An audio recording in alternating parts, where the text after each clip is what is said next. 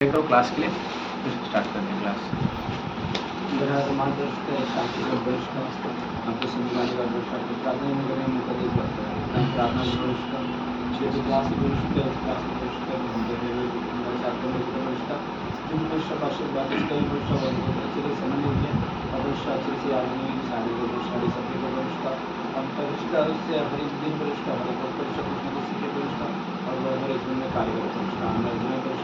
या बैठे हुए किसी राज्य सिख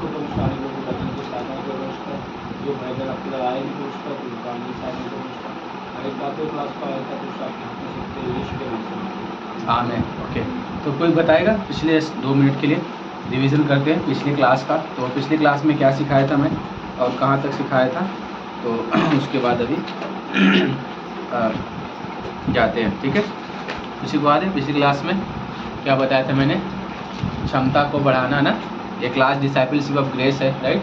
डिसाइपलशिप ग्रेस मतलब कि पहले है क्षमता को बढ़ाना, फिर मैंने बताया था कि जो नया दाखरस है पुराने दाखरस में नहीं डालना है हमें, राइट। उसके सिद्धांत के बारे में बताया था और एक समय आएगा उसके बारे में बताया था। And don't show the new page to unto the garment, मतलब कपड़े को जो था उस सिद्धांत जो था उसमें मत डालो, बट अपनी सामर्थ्य से नहीं, हमारी ताकत से नहीं, लेकिन परमेश्वर के आत्मा से होगा। इसके बारे में बात किए थे हम लोग। और नेचर और नेचुरल के बारे में, स्वाभाविक और दैविक के बारे में भी हमने बात किया था कि स्वाभाविक चीज़ें क्या होती है जो हमें के लोग बोलते हैं कि हम चीज़ें करते करते फिर वो चीज़ें हमारे अंदर आता है, लेकिन दैविक क्या होता है वो परमेश्वर की ओर से हमारे अंदर डाला जाता है। ठीक है, जैसे कि 12 शिष्य थे, 12 चेले थे, उनके अंदर वो चीज़ें नहीं थी पर परमेश्वर वो चीज़ें उनके अंदर डाला था। बट उनका नेचुरल गिफ्ट क्या था? उनका वो फिशरमैन थे। वो उन्होंने सीखते सीखते उन्होंने बहुत अच्छा फिशिंग करना जो है उन्होंने सीख लिया था। वो उनके तो उसको बोलते स्केल बोलते, ठीक है।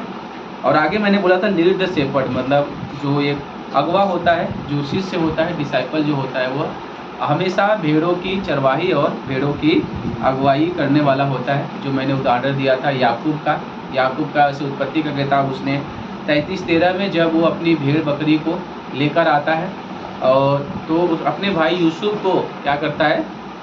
समर्पण कर देता है, लेकिन उसको बताता है जो चितकबरिया जो भेड़ है उसको क्या करना? अलग रखना। हाँ, तो उसको बारे में डिसर्नमेंट था, उसको उसके बारे में पता था।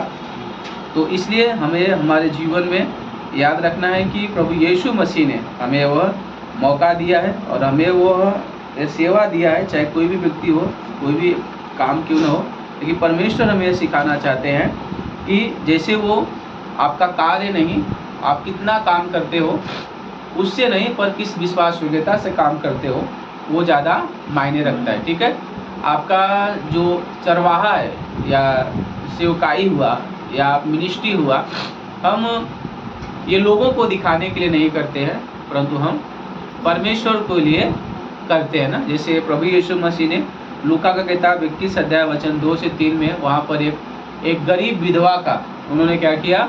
उदाहरण दिया था कि वहाँ पर बहुत सारे शास्त्री फरोशी थे, धनवान थे, जो अपना थैला भर भर के मंदिर में क्या कर रहे थे? दान दे रहे थे। पर इस महिला ने खाली कितना दिया था? 2 दमड़ी दिया था। लेकिन परमेश्वर ने क्या बोला? सबसे बढ़ के कौन दिया है? इस महिला ने, अर्थात इस स्त्री ने बढ़ के दिया। क्यों? क्योंकि परमेश्वर, याद रखना, परमेश्वर हम कितना देते हैं उससे फर्क नहीं पड़ता, पर परमेश्वर हम यह देखता है कि हम किस हृदय से करते हैं, किस हृदय से देते हैं, वो फर्क पड़ता है। सिद्धांत क्या है? आप सेवा किससे करते हो, किसके लिए करते हो, उससे फर्क पड़ता है। अर्थात सेवा आप दिखाने के लिए कर रहे हो या दिल से मसीह यीशु की सेवा करने के लिए कर रहे हो। ठीक है, ये सिद्धांत है। और एक समय आएगा जहाँ पर आपको बढ़ने का भी, और एक समय आएगा जो है time to grow and time to object, मतलब बढ़ने का भी और ना बढ़ने का भी समय हमारे जीवन में जो है आता है। लेकिन एक बात याद रखना,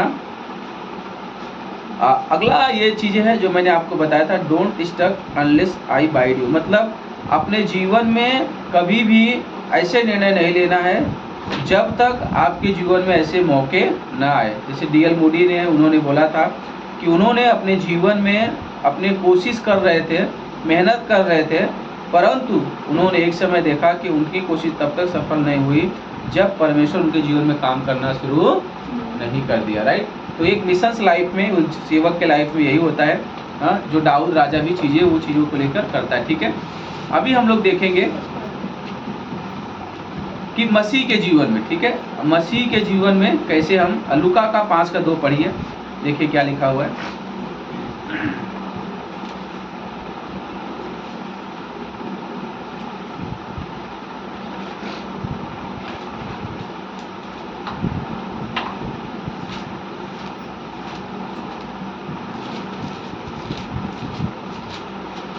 कि उसने झील के किनारे, लूका 2:5 ना, जी जी, कि उसने झील के किनारे 2 नावें लगी हुई देखी और मछुए उन पर से उतर कर जाल धो रहे थे। हाँ, बस। अर्थात वो लोग काम में व्यस्त थे। राइट।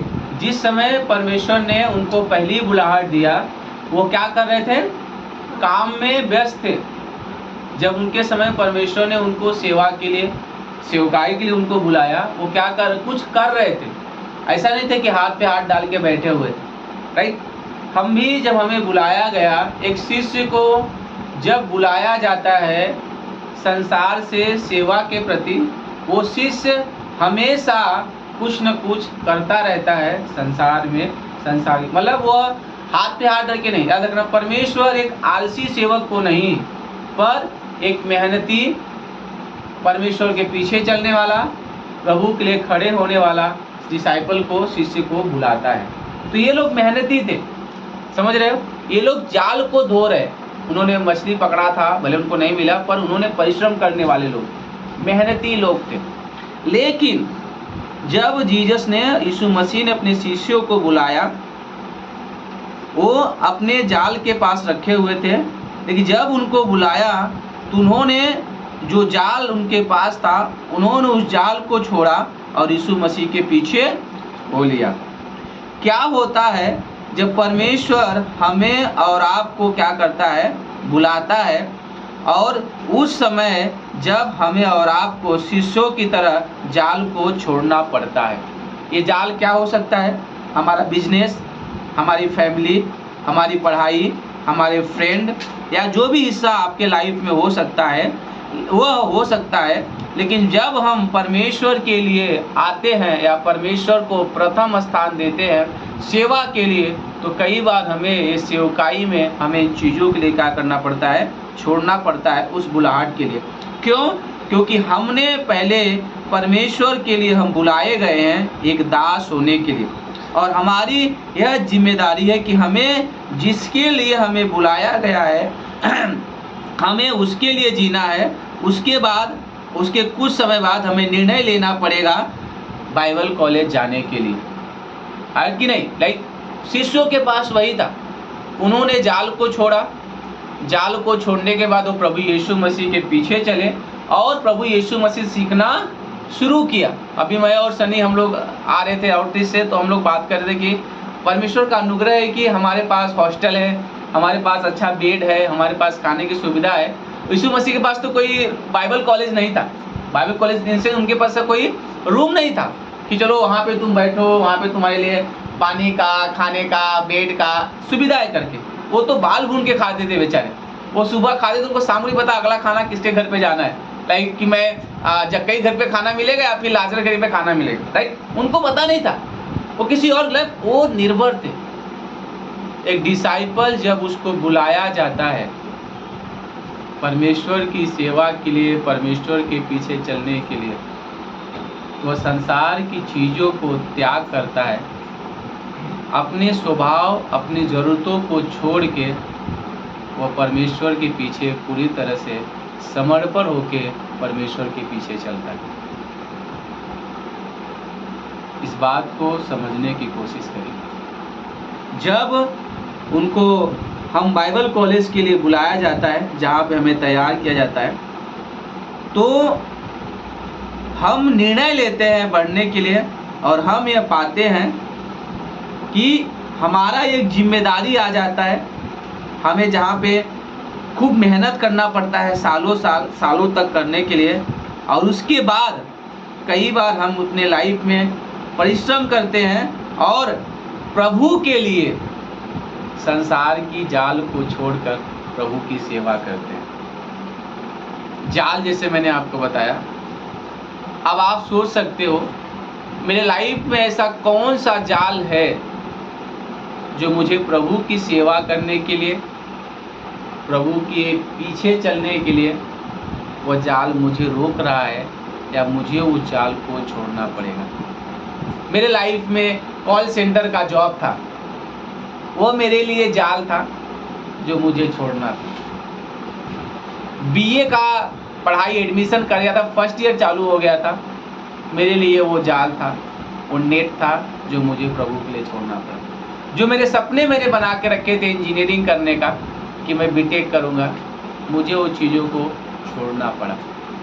तो कई बार आपको उस जाल को शीशों की तरह छोड़ना पड़ेगा। मुझे नहीं पता आपके लाइफ में ऐसा कौन सा जाल है या जो आपके लाइफ में वह चलने के लिए आपको रुकावटें लेकर आ रहा है, पर आप जान सकते हो व्यक्तिगत तौर से कि मेरे जीवन में ऐसी कौन सी जाल है, हाँ, कि मुझे वो जाल को पकड़ना है या फिर बाइबल कॉलेज के लिए जाना है। ठीक है, याद रखना, लेट साइड एवरी वेट, मतलब चीज़ों को छोड़ना पड़ेगा।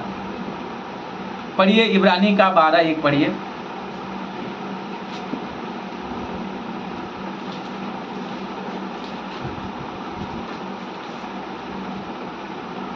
इस कारण जबकि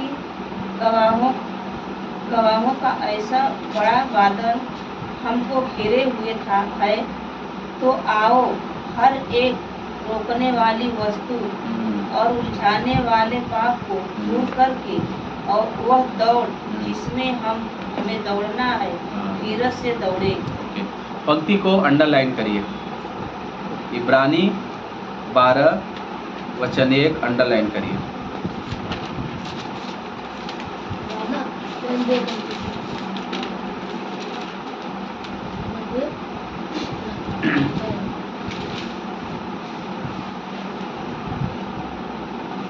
हमारी लाइफ में, हमारे जीवन में कई बार ऐसी उलझाने वाली चीज़ें आ सकते हैं।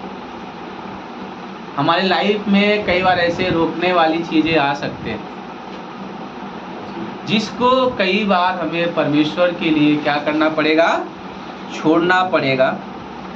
रोकने वाले दो वर्ड है, एक रोकने वाली और दूसरा उलझाने वाली।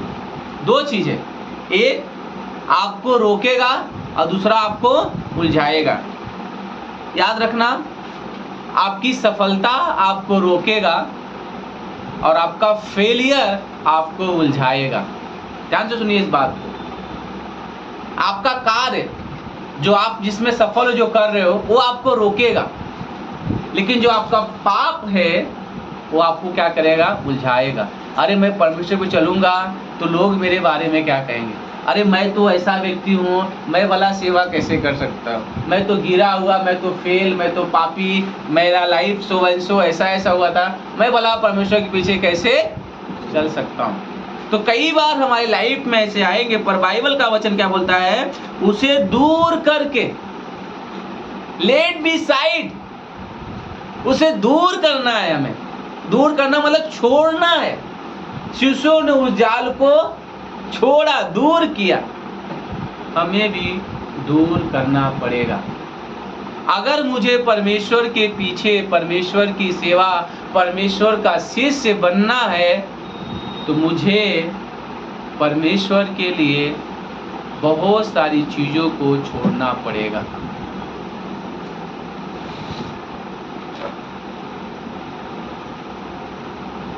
आपको जब आपको बुलाया जाता है, जब आप चीज़ों को छोड़ देते हो, तो आप एक रिस्पॉन्सिबल हो जाते हो, तैयारी में हो जाते हो परमेश्वर के सामने पीछे चलने के लिए। और यह हमारे सीखने के लिए, हमारे जीवन को बढ़ने के लिए एक जिम्मेदारी आ जाता है, जो हमें हमारे लाइफ को उपस्थित रहने के योग्य बनाता है। समझ रहे हैं? जो उपस्थित, परमेश्वर के लिए उपस्थित रहने के लिए योग्य बनाता है। इसमें समय लग सकता है, इसमें टाइम लग सकता है, यह निर्भर हो सकता है लाइक सिचुएशन के ऊपर, लेकिन याद रखना परमेश्वर की बुलाहट है, परमेश्वर का समय है उसके लिए। और जब मेरे लाइफ में वो चीज़ें आ जाता है तो हमें वो चीज़ों को छोड़ना पड़ता है, और कई बार हमें क्या करना पड़ता है, धीरज रखना पड़ता है। कई बार हमें क्या होता है कि जो चीज़ें हमारी लाइफ में है उसको छोड़ना पड़ता है बाइबल कॉलेज करने के लिए, प्रभु की सेवा करने के लिए।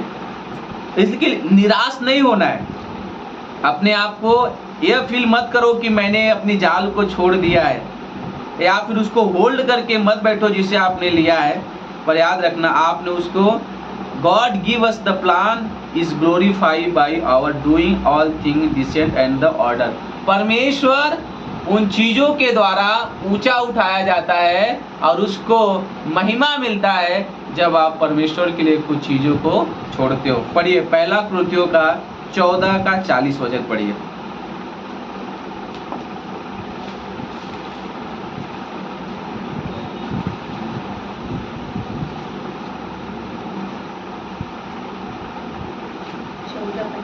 चौदह का 40, पहला कृतियों 14 का 40। और सारी बातें शालीनता और व्यवस्थित रूप से की जाए।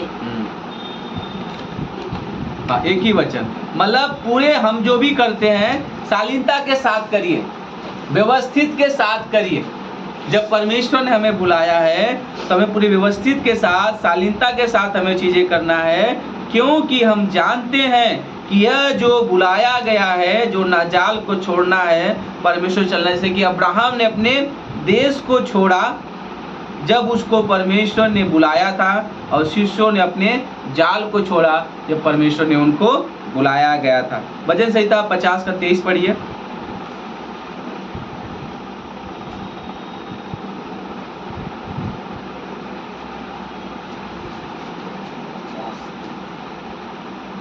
पचास का 23। धन्यवाद का बलिदान पर चढ़ाने वाली मेरी महिमा करती है, और जो अपना चरित्र उत्तम रखता है उसको मैं अपने परमेश्वर का किया हुआ उद्धार दिखाऊंगा। ओके, जो अपने स्वभाव को, जो अपने चरित्र को परमेश्वर की ओर रखता है, अपने दिल को खुला रखता है, परमेश्वर उसके जीवन में क्या करता है, साल्वेशन। लिखा है कि दो जो order consider right I will, जो अपने लाइफ में, एक्चुअली इंग्लिश में ऐसा है कि राइट वर्ड है, सही वर्ड वाले इंग्लिश मतलब कि वह सही निर्णय लेता है, जो सही चुनाव करता है, परमेश्वर उसके जीवन में उद्धार का कार्य दिखाता है। समझ रहे हैं? उद्धार के कार्य को परमेश्वर क्या करता है, हमारे आपके जीवन में दिखाता है। यहाँ पर जो भजन संहिता का लेखक है वह जीवन को सही तरीके से बताने की कोशिश कर रहा है कि वही जो कर पाता है वही परमेश्वर के उद्धार को देख पाता है। इसका मतलब है कि वो व्यक्ति अपने जीवन में उस जीवन को देख पाता है जो जीवन परमेश्वर की योजना के लिए, परमेश्वर के उद्देश्य के लिए उसके जीवन में रखा जाता है। समझ रहे हो? हाँ, परमेश्वर के, अगर आप परमेश्वर के पीछे चल रहे हो, परमेश्वर के उद्धार के कार्य के पीछे चल रहे हो, आप अपनी जाल को, अपने देश को जब आप प्रभु के लिए छोड़ रहे हो, तो याद रखना उस कार्य को आप देख पाओगे, उस योजना को आप देख पाओगे जो परमेश्वर ने आपके जीवन के प्रति रखा है और जो आपके जीवन के पीछे वो करना चाहता है। समझ रहे इस बात को? ठीक है, ओके, समझ में आया सबको? आगे चलते हैं। पौलुस जो है तीमुथियुस को बोलता है अपने शिष्यों के लिए कि जैसे एक सेवक, जैसे एक सिपाही होता है, तो वो जब वो क्या करता है, जब अपने आप को वो अपने आप को पूरा ताकतवर बनाता है, मेहनत करता है, परिश्रम करता है, क्योंकि वह जानता है कि उसको चुना गया है एक सैनिक होने के लिए। और जब इस बात को हम समझ जाते हैं तो हम एक जान जाते हैं कि हम भी ऐसी चीज़ों से, हम अपने जीवन के लाइफ से, हम जो हमारा लाइफ है उसे दूर होकर हम अपने जिम्मेदार हो जाते हैं, परमेश्वर की सेवा में इन्वॉल्व हो जाते हैं, और हम कभी भी उन चीज़ों से क्या होते हैं, संसार के साथ हम क्या होते हैं, उसके साथ हम लगाव नहीं रखते, पर उससे अलग हो जाते हैं। पढ़िए दूसरा तीमुथियुस 2 का 4 में, देखिए पौलुस क्या बोलता है।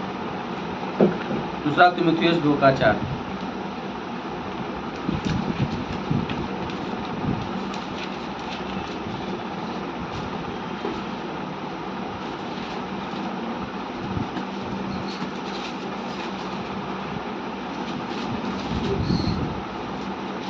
4 पढ़िए। जब कोई योद्धा लड़ाई पर जाता है तो इसलिए कि अपने भर्ती करने वाले को प्रसन्न करे, अपने आप को संसार के कामों में नहीं। कृपया इस पंक्ति को अंडरलाइन कर लीजिए। एज अ सेवक, this is the most important verse of your life. Literally ये बहुत इंपॉर्टेंट पंक्ति है आपके जीवन में। एक सेवक होने के नाते आपके जीवन, इस पंक्ति को अंडरलाइन कर लीजिए कि जब कोई योद्धा अर्थात सैनिक जब किसी लड़ाई पे जाता है तो इसलिए वो अपनी भर्ती करने वालों को प्रसन्न करता है और अपने आप को संसार के कामों में नहीं फंसाता। मतलब जिसने उसको भर्ती किया है, सोल्जर क्या, वो सोल्जर थोड़ी बोलता है अरे मेरी मम्मी, अरे मेरे पापा, अरे मेरा गांव, अरे मेरा दोस्त, अरे मेरी वाइफ, अरे बच्चे। नहीं, उसको देश की चिंता है, वह देश के लिए खड़ा हो। किसी ने बोला कि वह बॉर्डर, हम लोग इसलिए रात को चैन से सो पाते हैं क्योंकि हमारे भारत देश के सैनिक वो रात पे बॉर्डर पे हमारे लिए जागते हैं। वो अगर सोचो, अगर हमारा भारत देश का सैनिक अरे मुझे नहीं जाना है तो फिर कौन खड़ा रहेगा? अरे मेरे लिए नहीं, वो उनकी थिंकिंग नहीं है। उनको मेहनत करना पड़ता है। आपको जब कमांडर बनना पड़ता है, मुझे याद है कि लाइक मेरा एक दोस्त था कि एक बार हम गए थे और छटैया हो गया था क्योंकि मेरा उम्र नहीं था, चेस्ट वगैरह था, हाइट वगैरह ठीक था, 5'7" चाहिए था, 5'8" मेरा था, लेकिन उसने मुझे डांट के निकाल दिया क्योंकि मेरा उम्र नहीं था। बोलता तेरा उम्र अभी नहीं है, 18+ होना चाहिए, तब यहाँ पर तुम्हारा सिलेक्शन हो सकता है, उसके बाद तुमको हम नहीं ले सकते। तो कई बार पता आपको मेहनत करना पड़ता, दौड़ना पड़ता है, आपको बात एक्सरसाइज करना पड़ता है। आप कभी यूट्यूब पे अगर आप देखते हो, कभी आर्मी की ट्रेनिंग को देखिए, कितना भयानक होता है ना। पूरा बंदूक रख के उनको कई किलोमीटर उनको दौड़ना पड़ता है। कई बार उनको धूप में से खड़ा, बोलते हैं ना, एक ही जगह पे कई बार घंटों घंटों उनको खड़ा रहना पड़ता है। पानी के अंदर कई बार सांस डुबो के, मतलब कितनी, अगर आप देखोगे बाप रे कितना उनको तब जाके वो सोल्जर बनता है। ऐसे सैनिक नहीं बन जाते बंदूक लाके। बोलते हैं जो मशीन गन होता है वही कुछ 15 से 20 किलो होता है और आपको उसको 15 घंटे 12 घंटे आपको लेके से खड़े रहना है। जो कपड़ा होता है 4 से 5 किलो का, लगभग 25 से 30 किलो अपने शरीर से ज़्यादा आपको यहाँ पे रख के क्या करना, खड़ा रहना पड़ता है। लेकिन वो खड़े रहते हैं क्योंकि उनके लाइफ में उन्होंने निर्णय लिया कि उनको देश की सेवा करना है और जो उनको रखा है अपने उसको प्रसन्न करना है। पौलुस यहाँ पर ये बोल रहा है, एक सेवक को अपनी बुलाहट को प्राथमिकता देना चाहिए और अपने कार्य और अपने अगुओं के प्रति समर्पित होना चाहिए। जो आपकी बुलाहट है, जिसके लिए परमेश्वर ने हमें और आपको बुलाया है, जैसे एक सैनिक उसके लिए परिश्रम करता है, संसार की चीज़ों को छोड़ता है और अपने देश के लिए उस बॉर्डर पे खड़ा रहता है, उसी प्रकार से मैं अपने जीवन में संसार की चीज़ों को छोड़ता हूँ और परमेश्वर की जो बुलाहट मुझे जीवन में दिया गया है, मैं उसके लिए, प्रभु की सेवा के लिए मैं उस स्थान पे खड़ा रहता हूँ। सोचिए एक बार क्या हुआ था, एक कैंप था और मैंने से सुना था, ध्यान सुनिए स्टोरी। एक सैनिक था बेचारा और थक गया था और उसको वहाँ पे बोला गया था कि तुम्हें रात भर पहरा देना है। और बेचारे खड़े खड़े आदमी हैं, थक जाते हैं, उसकी आँख लग गई और बोलते उसी समय सैनिक हमला किया और बोलते पूरा का पूरा मशीन गन से जो तंबू था ना, पूरे सैनिकों को मार गिरा। कारण क्या था? उसके नींद में वो सैनिक, उसको जागना चाहिए था पर वह सो रहा है।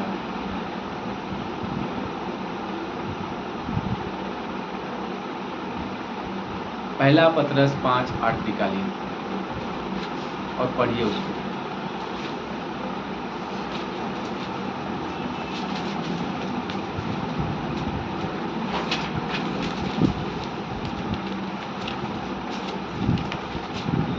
सचेत हो और जागते रहो, क्योंकि तुम्हारा विरोधी शैतान गर्जने वाले सिंह समान इस खोज में रहता है कि जिसको फाड़ खाए। समझ रहे हैं आप लोग? ताक में लगा रहता है, इसलिए सचेत रहो और जागते रहो, नहीं तो आपके आत्मिक जीवन को, आपकी बुलाहट को, आपकी सेवा को, आपके मिशंस को, परमेश्वर के उद्देश्य को परमेश्वर की योजना को वो क्या करेगा? फाड़ खाएगा आपके जीवन के द्वारा। फाड़ खाने का जो वर्ड मतलब है यहाँ पर बोलते हैं कि जैसे उस स्थिति का वर्णन कर रहा है जो जाल समुद्र के पीछे करने वाला मिस्रियों के साथ हाथ किया गया था। अर्थात शैतान चाहता है कि हमारी गवाही को पूरी तरह से डुबा दे या निगल जाए। इब्रानी का 11 का 19 पढ़िए, 29 पढ़िए क्या लिखा है। इब्रानी का 11:29।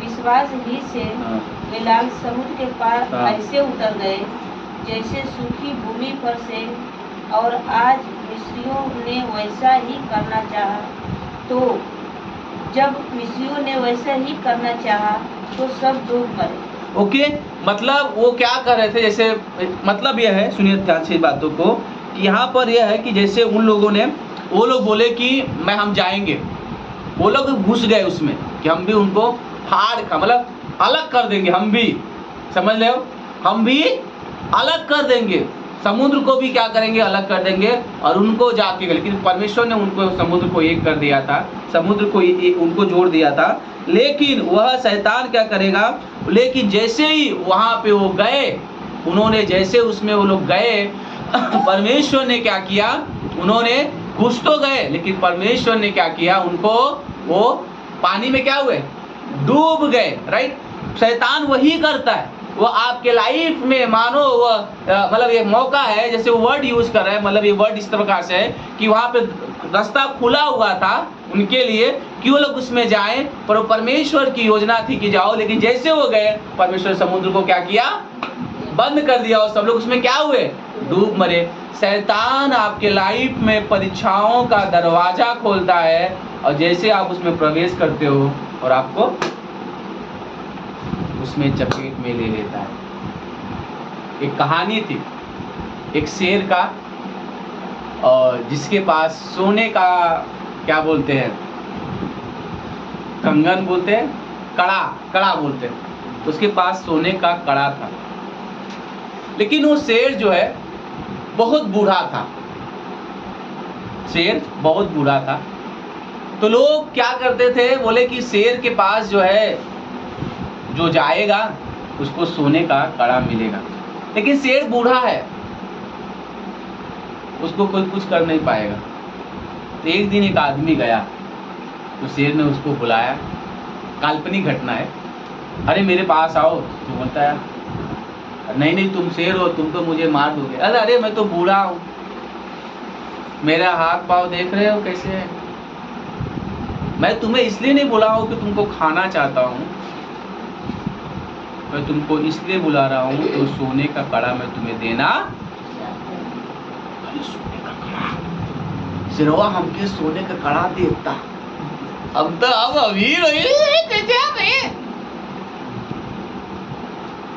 लालच, चला गया। और जैसे ही गया उसकी गुफा में, शेर ने तुरंत झपटा और वही तो उसको। कई बार वह आपके लिए, याद रखना, जाल बिछाता है।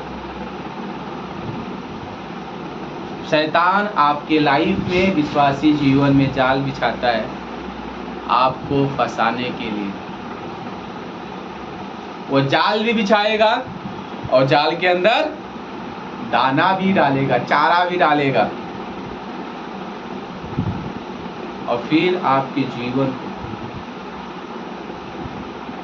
को तहस नहस कर देगा। कल पास्टर बीनू अभिलाषा के बारे में मैसेज था उनका, कि कैसे अभिलाषाएं हमारे जीवन में आती हैं। याकूब का किताब 1 अध्याय वचन 14 और 15 के अनुसार, कि अभिलाषा में इंसान फंसता है और फिर अभिलाषा गर्भवती होती है, फिर वह पाप को जन्मती है और पाप मृत्यु को क्या करता है, जन्म देता है। राइट, वो बता रहे थे।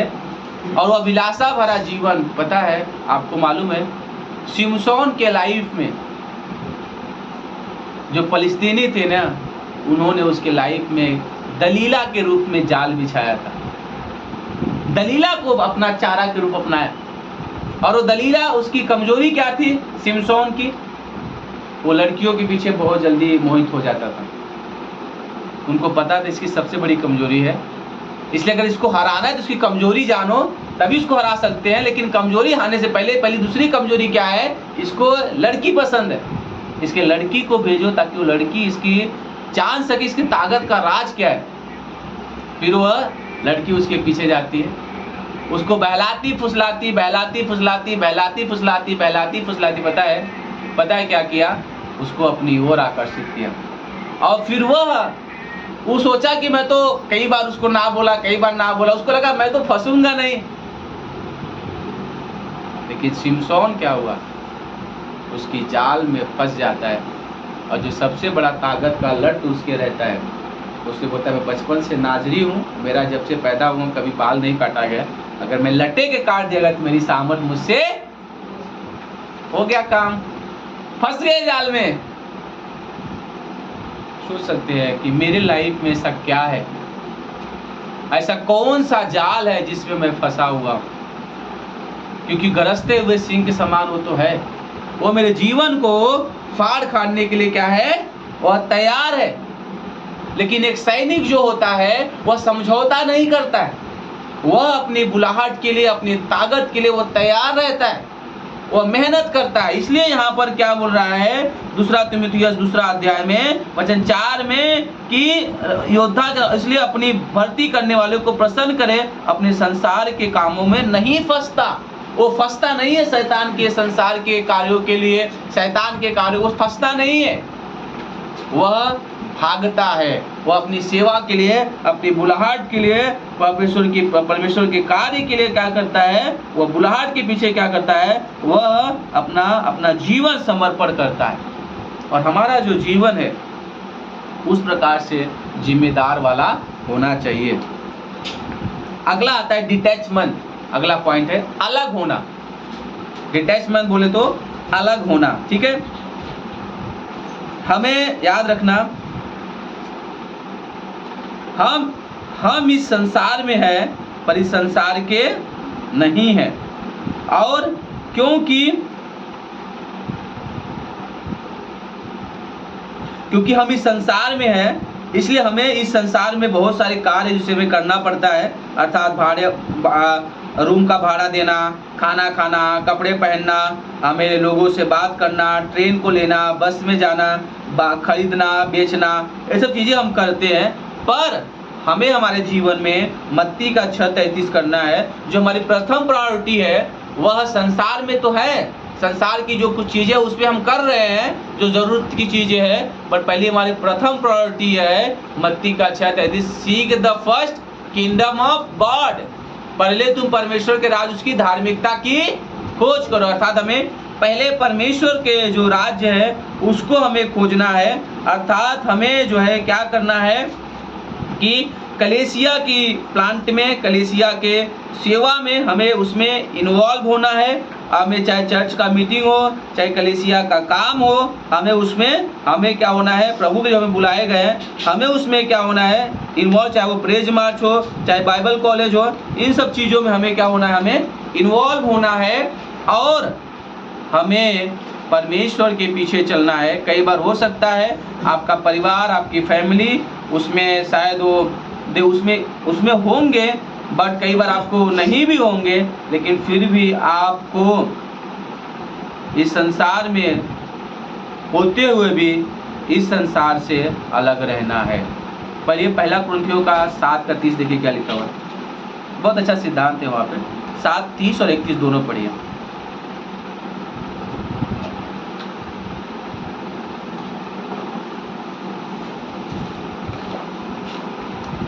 मैं आज भी नहीं खत्म कर पाऊंगा क्या यार, बहुत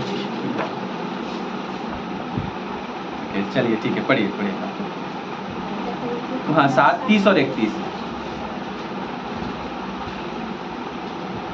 और रोने वाले ऐसे हो मानो रोते नहीं, यस, रोते नहीं, और आनंद करने वाले ऐसे हो मानो आनंद नहीं करते, और मोल लेने वाले ऐसे हो मानो उनके पास कुछ ही है ही नहीं। ओके, ये तीनों इस चीज को अंडरलाइन कर लीजिए कि रोने वाले ऐसे हो मानो रोते नहीं, आनंद करने वाले ऐसे हो मानो वो आनंद नहीं है, और जो चीजें जिनके पास हो मानो ऐसे सोचे कि उनके पास कुछ चीजें नहीं है। मतलब जो रोने वाले हैं मानो ऐसे हो जैसे, इसका मतलब यह है कि हमें कई लाइफ में से निराशा आएंगे, जैसे समय आएंगे जहाँ पर निराशा का समय आएगा, बट हमें उसमें हमें उस निराशा में नहीं जीना है, अर्थात हमें उस रोने में, जो इसका मतलब है कई बार ह्यूमन है, नेचर है, हमारे लाइफ में चीज़ें आते हैं, बट हमें उसको इनकार करना है, और हमें जो हमें आगे की ओर क्या करना है, जो दुख है उसको छोड़कर आगे की ओर बढ़ते जाना है। और भजन संहिता का लेखक कहता है 126 और 5 में, पढ़िए क्या लिखा है। हाँ, बहुत अच्छी पंक्ति है, अंडरलाइन करिए। 126 का 5, भजन संहिता 126 का 5, वैसा लिखा है ना कि जो रोते हुए बोते हैं वो आनंद से, लाइक वही लिखा है ना, ऐसे देखो पढ़िए, जो रोते हुए बोते हैं वो आनंद से क्या करते हैं, काटते हैं। हाँ, समझ में आपको।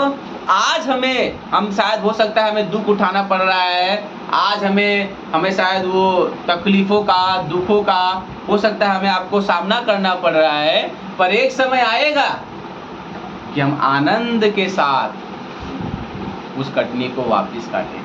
आनंद हमारे जीवन में वापस, का लिखा है भजन संहिता का 30 का 5 कि कदाच ही रात को रोना पड़े लेकिन सवेरे आनंद जरूर पहुंचेगा। हमारे आपके लाइफ में आनंद जरूर क्या होगा, पहुंचेगा। ठीक है, अगला पॉइंट है कि जो जो रोते हैं, those who rejoice at to they rejoice not, जो आनंद करते हो आनंद, इसका मतलब है कि सक्सेस, समझ में आपको।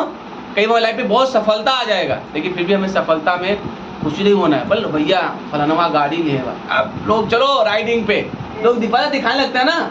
आपने औरत लोगों को देखा होगा साड़ी झुमका पहन के बार बार, हमारे पड़ोसी में हमारी मम्मी की फ्रेंड है, बता दो अरे मनीष का मम्मी है वो आए हैं बात करने के लिए नहीं, और कहा बहनी का हाल चाल बा, और यहाँ से झाड़ नहीं है, वो अपना झुमका दिखा रही है, समझ रहे हो, वो झाड़ नहीं रही हो बाल। अरे बहने ऐसे नहीं कर, वो बार बार उनका बात के तरीके नहीं कि मनीष की मम्मी जो है हमार बलवा ठीक हो गए, मनीष हमारा झुमकवा देख है, समझ रहे हैं। डेली सच्चाई मैं देख रहा था, नहीं 3 तल्ला का पहन के बनवा के लेकर, 3 तल्ला का नाम, 3 तल्ला का पहले लोग करते हैं। अरे आप देखो कोई बाइक लिया बार बार, नहीं, हमें आनंद नहीं करना। जिस समय आपने चीज़ों को, अपनी सफलताओं को दिखाना शुरू कर दिया, याद रखिए उस समय आप स्वयं जिम्मेदार बन जाते हो अपनी सफलताओं में गिरने का। समझ रहे क्या कहना चाहते? जिस समय आपने अपनी सफलताओं को दिखाना शुरू कर दिया उस समय आप खुद जिम्मेदार हो जाते हो अपनी सफलताओं में गिरने के लिए।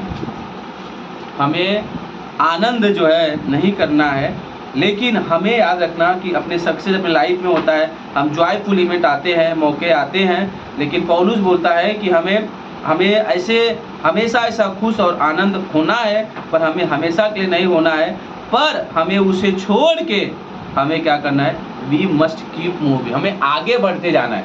ऐसा नहीं हमें उसी को होल्ड करके बैठे।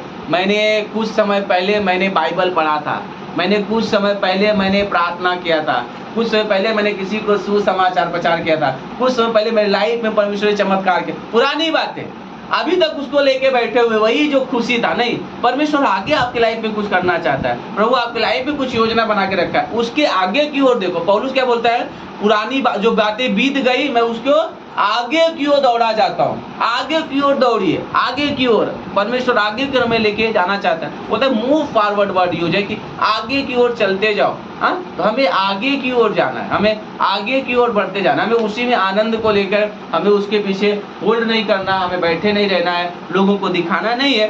बट अभी सोचो ना, मैंने बहुत सारे पास्टर को देखा है, अपनी ग्रेटर के चर्च में नहीं है, बट कुछ हम लोग जैसे कभी कभी अलग अलग मीटिंग में हम लोग जाते हैं, बहुत सारे पास्टर आते हैं, बाप रे ऐसा लगता है कि वो पॉलिटिशियन है वो पास्टर नहीं, पॉलिटिशियन ऐसा दिखता है, एकदम मस्त हाई फाई गाड़ी में आएंगे, हाई फाई कपड़ा, हाई फाई फोन लेके, ऐसा लगता है जैसे वो चर्च के वो पास्टर नहीं है, वो कोई अच्छा खासा अमीर व्यक्ति है।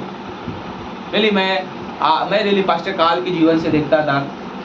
मैं एक बार हम लोग एमटीसी में थे, बाइबल कॉलेज में, तो मैं उस समय पेरेंट्स से पास्टर किशोर सुनना, वो पेरेंट्स थे पहले करुणा के, कई साल पेरेंट्स थे, फिर प्रभु उनको बुला दिया, फिर अभी वहाँ पे गए, उनका आसाम में उनका चर्च है by the grace of God. तो वो हम लोग बात कर रहे थे, तो बोले कि जहाँ पे मैं इसके पहले पेरेंट्स करता था, तो वहाँ पे एक जो मेन इंचार्ज था तो वो उसके कुछ बच्चे वगैरह थे, तो बोलते उसने बोलेरो गाड़ी लिया था, स्कॉर्पियो लिया था, और वो पूरा आता था, एकदम दिखाता था। बोलते बट मैं उसका उतना नहीं था, फिर वो दिखाने को बोले पास्टर काल को इतना उनका ऑर्फनेज है, एमटीसी बॉयज़ है, इतने सारे बच्चे, उनका चर्चेज है, 100 से प्लस चर्चेज है, इनका स्कूल है जिसमें 3500 बच्चे पढ़ते हैं, पर फिर भी उनके पास एर्टिगा, एक छोटी सी गाड़ी थी, एर्टिगा 4 व्हीलर की, छोटा सा कार था, बोलते उसमें वो आते थे।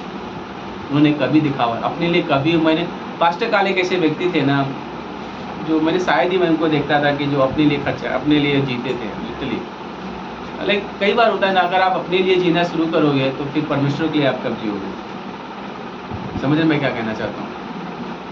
परमेश्वर के लिए जीना सीखिए, परमेश्वर के लिए आगे बढ़ना सीखिए। उन्होंने कभी भी सफलताओं के ऊपर उन्होंने लेके होल्ड नहीं किया, उन्होंने आगे की ओर देखा। उन्होंने मसीह के लिए, पौलुस ने परमेश्वर कितना कार्य किया, लेकिन कभी उसने बड़ाई किया, उसने कभी बड़ाई नहीं की। तो हमें वो प्रकाश युग एक आनंद का स्रोत नहीं बनने देना है, बट आगे बढ़ना है।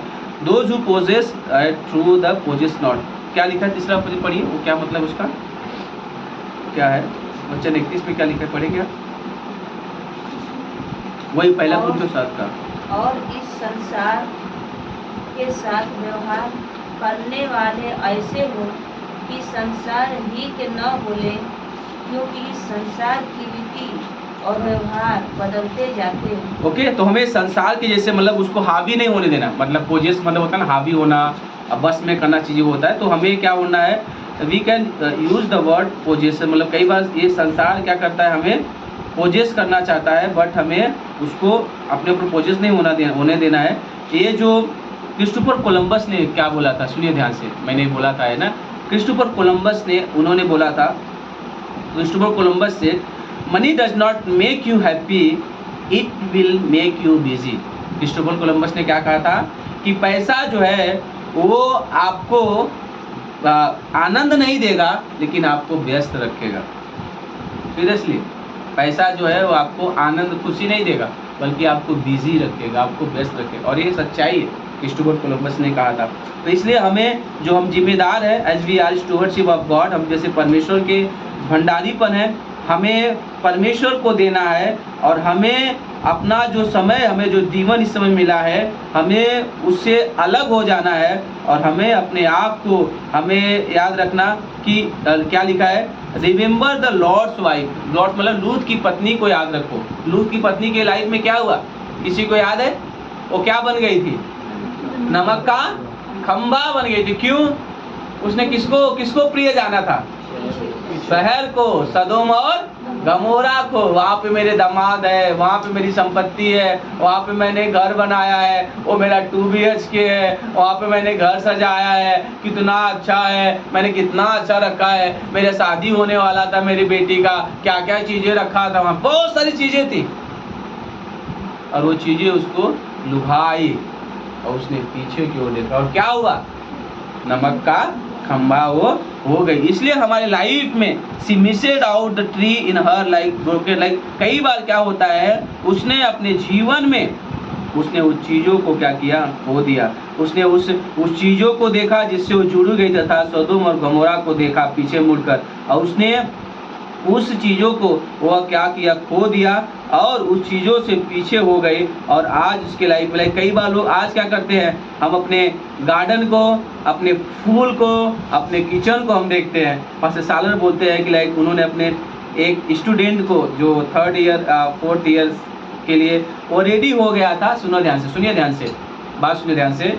वो पास्टर सालर बता रहे थे कि उनका एक विद्यार्थी था जिसने 3 या 4 साल का बाइबल कॉलेज करके वो मिशंस फील्ड के लिए वो जाने को तैयार हुआ था, पर उसने एक बहुत ही महंगा गाड़ी उसने खरीद लिया, बहुत ही महंगा गाड़ी खरीद लिया, पर उसका पेमेंट इतना ज़्यादा था कि उसका लोन भरने के लिए उसको कई साल लगे, और जिसके वजह से वह मिशन फील्ड में नहीं जा सका। कई बार चीज़ें ऐसे आती हैं, रुकावटें। अभी मैं नाम नहीं लूँगा, बट एक पास्टर के बारे में हम लोग जस्ट क्लास है तो बता सकते हैं आपको, ऐसा कुछ पर्सनल चीज़ें नहीं है, बट अगर पास्टर है तो कुछ चीज़ें हम सीखते हैं तो आप लोग के साथ शेयर कर सकते हैं। एक लड़का था, वो शादी नहीं कर रहा था और अविश्वासी के साथ लड़की को पसंद करता था। तो उसके पिता ने उसके सामने डिमांड रखा, वो पास्टर है उसका पिता, कि तुझे अविश्वासी लड़की के साथ शादी नहीं करने दूंगा। तो वो लड़का डिमांड क्या रखा कि मैं एक ही शर्त पे शादी नहीं करूंगा उस लड़की से, जब आप मेरे लिए मेरी पसंद की कार खरीदेंगे, गाड़ी। तो पिता उस बात को मान गया, पर दुख की बात है जिस गाड़ी को खरीदा उस गाड़ी की कीमत 1,05,00,000 रुपया थी।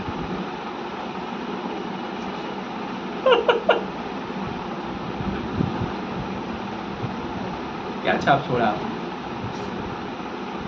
आपके नीचे? जो पास्टर है, जो मिशनरी है, बाइबल कॉलेज है, जो लोग हैं, क्या छाप छोड़ा आपने? इसलिए बहुत ज़रूरी हो जाता है हमारे आपके जीवन में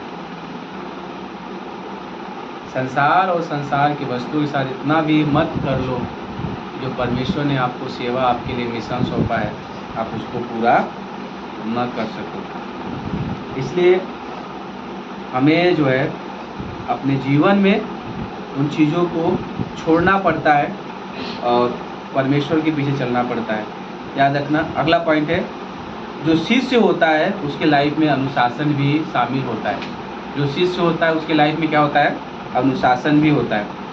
जो शिष्य अपने जीवन में अनुशासन को रखता है वह अपने जीवन में वह अच्छे निर्णय ले पाता है। जो शिष्यता उसके जीवन में आनंद लेकर आएगा, वह हमेशा खुश रहेगा, उसके जो उद्देश्य रहेगा, क्योंकि अपने जीवन में वह अनुशासन को बनाए रखता है। हमें we have called this class discipleship of grace. हमें ये जो क्लास है डिसाइपलशिप ऑफ ग्रेस बोला गया है, बट इसका मतलब यह नहीं है कि हम अपने लाइफ में अनुशासन को भूल जाए शिष्य बनने के लिए। ठीक है, इसका मतलब यह नहीं है कि हम अनुशासन को भूल जाए शिष्य बनने के लिए। जैसे एक मिलिट्री होता है, उनके लाइफ में, जैसे मैंने आपको क्लास पहले बताया कि एक मिलिट्री होता है। पहले कुंतल 9:25 पढ़ी, मैं पूछता था, पहले कुंतल 9:25 पढ़ लीजिए। जैसे एक मिलिट्री होता है, उसके लाइफ में अनुशासन होता है, उसी को हम भी कहते हैं कि हमें भी अगर जी बोलिए। हाँ 25। हर एक पहलवान सब प्रकार का संयम करता है। वे तो एक मुरझाने वाले मुकुट को पाने के लिए यह सब करते हैं, परंतु हम तो उस मुकुट के लिए करते हैं जो मुरझाने का नहीं। यस, अर्थात जैसे एक पहलवान होता है, आप उसको अगर उसको पदक लाना है, स्वर्ण पदक, से आपको पता है अभी ओलंपिक होता है हमारे देश में ना, तो वो कितना मेहनत करते हैं। धावक होता है, भाला फेंकने वाला होता है ना, उसको मेहनत करना पड़ता है। हमारे भी कितने सारे लोग थे ना, कभी वो नीरज चोपड़ा था ना, वो भाला फेंकने में क्या लिया? स्वर्ण पदक लाया, राइट।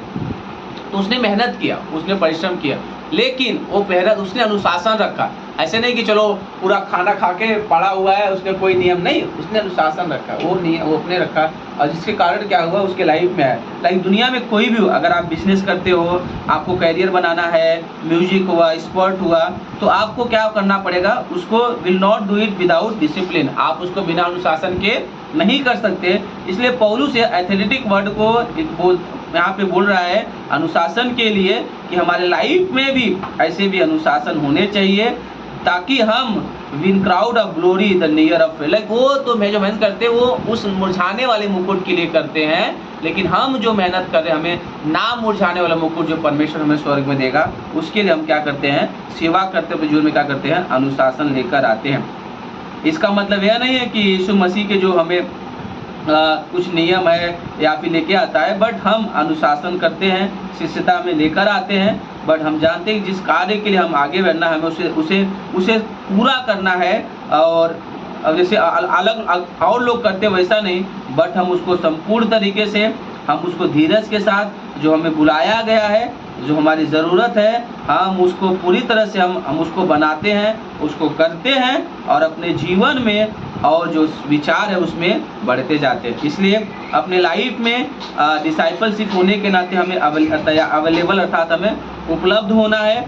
और हमें कभी भी हम ऐसा नहीं कि हम थक गए हैं या फिर हमसे चीज़ें नहीं हो पा रहा है, तो हमें याद रखना है कि हम इन चीज़ों को खुश कर सकते हैं, बट हमें उस पिक्चर को, उस शिष्यता के दृश्य को हमें याद रखना है। जैसे एक सोल्जर को वो तैयार रहता है, जो पौलुस तीमुथियुस को अपने लेटर में बोलता है कि let us look the balance in the over life of the exact of disciple, मतलब अपने जीवन के अनुशासन को, वो चीज़ों को बैलेंस क्या करो, बनाए रखो और वो चीज़ों में तुम आगे बढ़ते रहो।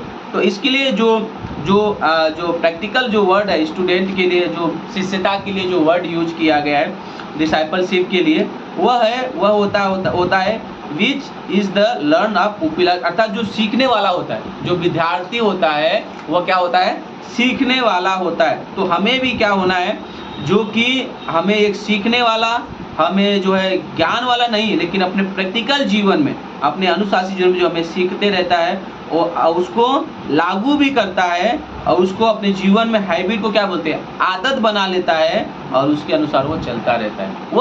वह एक शिष्यों की पहचान है, वो एक विद्यार्थी की, वो दास की, स्टूडेंट की पहचान है। वो मेहनत करता है, सीखता है, जानता है अपने प्रैक्टिकल जीवन में। ऐसा नहीं कि सिर्फ सीख रहे, नहीं, वो लागू भी करता है। इसलिए तो हमारे बाइबल कॉलेज का सबसे सिद्धांत है ना कि बाइबल कॉलेज, बाकी सारे बाइबल कॉलेज आप जाइए ना, वहाँ पे सिर्फ आपको सिखाएंगे, बट आपको बाहर नहीं भेजते। बट यहाँ पे क्या होता है, आपको जो लोकल चर्चेज यहाँ पर है, नाला सोपारा हुआ, हमारा जो है अंधेरी चर्च हुआ, आप ये लोग अभी सन्नी यहाँ पर है, जाते हैं सब लोग हेल्प करने के लिए। अभी हमारे भी यहाँ पे भी कुछ MTC के जो बाइबल कॉलेज अच्छे यहाँ पर आते हैं प्रैक्टिकल के लिए, बाइबल यहाँ पे आउटरीच में आना, चर्चेज में आके हेल्प करना, और प्रैक्टिकल उनका है। अभी सोचो मैं सिर्फ थियरी सीख रहा हूँ, बट अगर मेरी लाइफ में कुछ प्रैक्टिकल नहीं होगा तो मैं उसको क्या कर पाऊँगा, शायद से चीज़ें नहीं रह पाएगा करके। इसलिए यहाँ पर जो है जो नए नियम के विश्वासी थे, जो परमेश्वर के दास हुए, जो उनके सेवक थे, वो सीखते भी थे और अपने जीवन में उसको विवाहित तरीके से लागू भी करते थे। इसलिए यहाँ पर जो है यीशु मसीह ने वहाँ पर एक गवाही लेकर आया। उन्होंने बोला कि तुम अपना ध्यान देखो, सीखते रहो। अपने जो है याकूब को बोलता है, उसकी किताब में बोलता है कि जो ज्यूस हिब्रू थे, जो क्रिश्चियन थे, वो अपने लाइफ में सीखो, अपने बुद्धिमान बनो, उसको देखो, उसको ज्ञान को समझो, उसके कार्य को समझो, उसको जो सीखने की कोशिश करो, अपने आप को बढ़ाओ और अपने आगे बढ़े जाओ। और जब हम ऐसे करते हैं, लेकिन जो ग्रीक के लोग थे ना, वो खाली ज्ञान में, विजडम में, वो अपने आप में आगे होते थे, अपने लाइफ में से आते थे, बट वो लोग प्रैक्टिकल नहीं थे। लेकिन जो हिब्रानी के जो लोग थे, वो लोग सीखते भी थे और अपने प्रैक्टिकल लाइफ में यूज भी करते। तो डिफरेंट बता रहे, जो इब्री के जो लोग थे और जो ग्रीक के लोग थे, उनके लाइफ में डिफरेंस था, बट वो सीखने वाले लोग थे। तो हमें भी जो बाइबल कॉलेज में हम भी सीखते हैं बुद्धिमत्ता को द्वारा हमारे जीवन को, लेकिन हम अपने जीवन के हम उद्देश्य को भी देखते हैं, विश्वास योग्यता को भी देखते हैं, अपने बर्ताव में, लोगों के बीच में, हम जो है अपने तरीक़े में, अपने रिश्तों में, और अपने प्राइवेट लाइफ, मतलब अपने खुद के जीवन में भी, और इवन थ्रू योर लाइफ, अपने जीवन के द्वारा। ठीक है, इसलिए लिखा, पढ़िए याकूब 3 तरफ पढ़िए क्या लिखा है।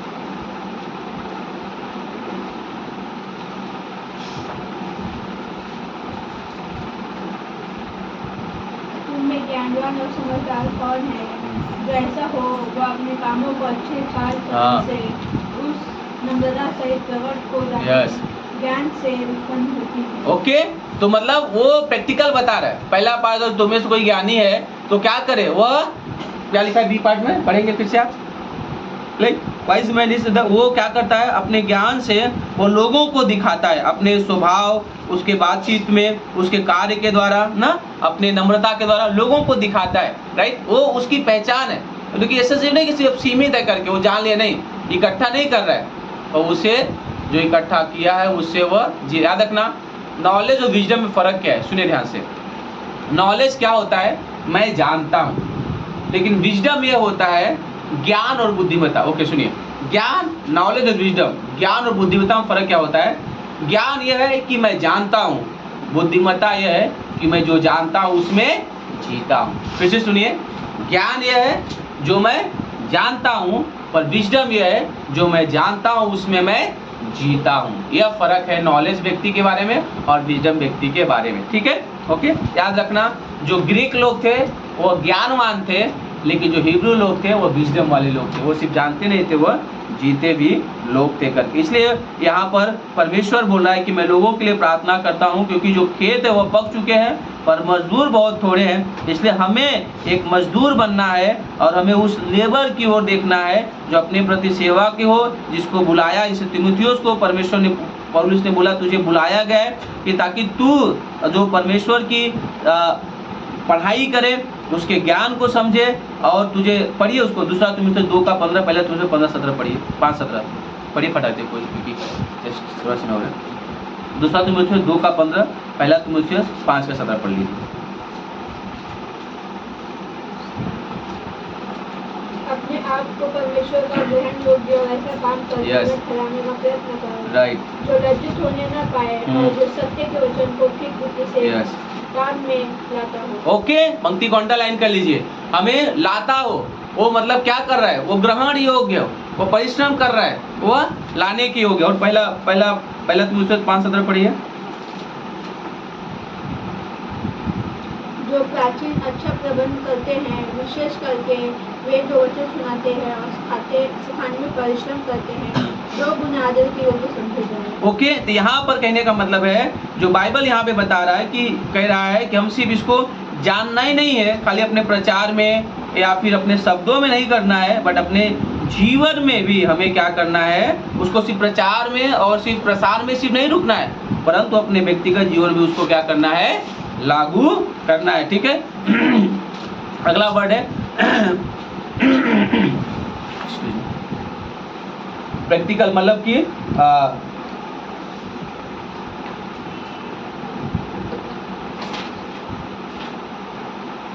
ओके, जानना और लागू करना। अगला वर्ड है जानना, प्रैक्टिकल, मतलब जो व्यवहारिक तौर से लाना, और जो हम सीखते हैं उसको व्यवहारिक तौर में लाना, ठीक है, वो है। ये जो विचार है यह क्या करता है, यह हमें बताता है कि हम जो सीखते हैं, जो हम जानते हैं, जैसे एक डॉक्टर होता है या नर्स होता है, अगर सोचो, अगर उसने पढ़ाई किया, हॉस्पिटल में गया, उसने स्टडी किया और उसने बहुत अच्छे से जाना, बट अगर वो डॉक्टर हॉस्पिटल में गया और वो बोला कि किसी को ऑपरेशन करना है, उसने सीख लिया है पर उसका कोई प्रैक्टिकल नहीं है, पर वो जाके सोचो ऑपरेशन लेटा हुआ है, पर व्यक्ति बोलता है भाई साहब मैं सीखा हुआ हूँ, मैं आपके पास आया हूँ, बट ये मेरा पहला ऑपरेशन है, कैसा लगेगा? वो व्यक्ति क्या होगा, आपने कोई प्रैक्टिकल नहीं है, बट आप पहले खाली सीखे पहुँच गए ऑपरेशन, नहीं, आपको पहले देखना पड़ता है। प्रैक्टिकल में आपका जो अगुवे है, जो लीडर है, वो कैसे चल रहे हैं, कैसे कर रहे हैं, कैसे क्या हो रहा है, आप पहले देखते हो, आप व्यक्तिगत जो थोड़े तो चीज़ों को फिर आप वो चीज़ों को कर पाते हो। आपने कुछ, आपके लाइफ कुछ प्रैक्टिकल है ही नहीं, तो आप कर पाओगे? नहीं कर पाओगे। इसलिए प्रैक्टिकल होना जो है बहुत ज़रूरी है। इसलिए हमारी लाइफ में यह, जैसे वो डॉक्टर होता है, वह उसको ट्रेन के साथ साथ उसको उसके लाइफ में प्रैक्टिकल भी होना बहुत ज़रूरी होता है। जब वह अक्सर एक्सपीरियंस, अनुभव होना बहुत ज़रूरी है। इसी प्रकार से एक परमेश्वर के दास थे जिसका नाम था चार्ल्स फिनी, जो एक ग्रेट अमेरिका के इवांजलिज्म थे। उन्होंने कहा, one thing that can pinch up revival of student and freshness, अर्थात एक चीज़ है जो विद्यार्थियों के जीवन में जो एक बदलाव लेकर आ सकता है या सेमिनरी में लेकर आ सकता है, वह सिर्फ यह नहीं है कि खाली हम उसे ग्रेजुएशन करें या फिर बाइबल कॉलेज करें या फिर उसको हम लोगों को तैयार करें, बट उसको हम एक चीज़ को मिस कर रहे हुआ है कि लोग क्या कर रहे हैं, उसको अपने जीवन में, उनके लाइफ में प्रैक्टिकल चर्चेस नहीं है। लाइक मैं एक चीज़ के लिए मैं उनको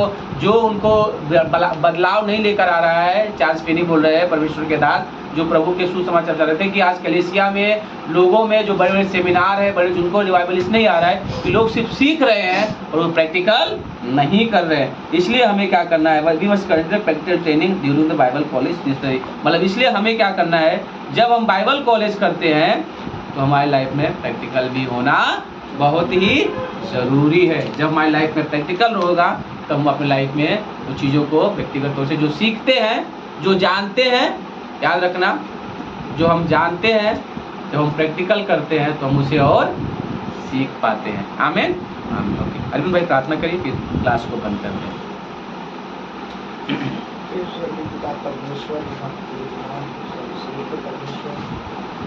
परमेश्वर आपकी वचन मिला वो स्वर्ग से मिला परमेश्वर, स्वर्ग की बातें परमेश्वर हम लोग को एकदम मानेंगे और इस देश में पाए परमेश्वर, क्योंकि आज की वचन परमेश्वर जैसे परमेश्वर तो तुम्हारे पीछे दौड़ते हैं तो उसको इनाम मिलता है। जैसे संसार के लोग जैसे दौड़ पाते हैं, लड़के मिलिट्री में जाने के लिए दौड़ पाते हैं तो उसमें से एक ही इनाम पाता है जो अच्छे से निकालते हैं। ऐसे परमेश्वर हम लोग पर निष्पाठ के बीच में परमेश्वर जो बातें आई परमेश्वर उसमें हम लोग के अभिषेक कर वो बातें पर अनुभव कर, जैसे परमेश्वर हम लोग बच्चे हैं और हम लोग अच्छे संस्कार काम करते हैं तो पिताजी को, अच्छे माँ बाप को अच्छाई कर लोग बताते हैं। बुरा काम करने से प्रभु ग्रहण मिलता है माँ बाप को। परमेश्वर ऐसे हम लोग को प्रभु आत्मिक हृदय, आत्मिक मनों में वो सिंहासन के नजदीक पहुंचा प्रभु, जैसे आज प्रभु वचन के द्वारा मिला परमेश्वर।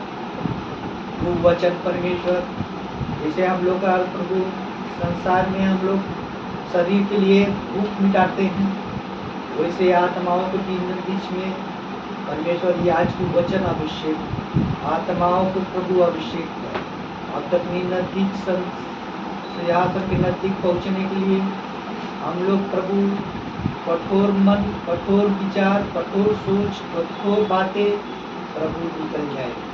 आज की वचन से हम लोग के सिंहासन पर देखने पाए, घुटने टेकने पाए और महिमा गौरव आराधना वचन पर चले, प्रार्थना के द्वारा घुटने पर सिंहासन के पास हम लोग को तैयार कर जो आत्मिक हृदय की इनाम मिले, तो तेरे इच्छे के अनुसार संस्कार मिले। क्योंकि परमेश्वर हम लोग पूरा बन के परमेश्वर तेरे पास जाएंगे तो परमेश्वर उनको प्रभु ग्रहण मिलेगा। जैसे शैतानी हरकत, दुष्ट आत्माओं की ग्रहण, गलत विचार को ग्रहण मिलेगा प्रभु।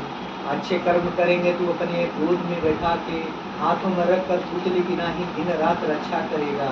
हम लोग को अपने नजदीक बैठाएगा, अपने हाथों में रख कर हम लोग को अपनी वचनों को आराधना के द्वारा हम लोग को अभिषेक कर पाएंगे।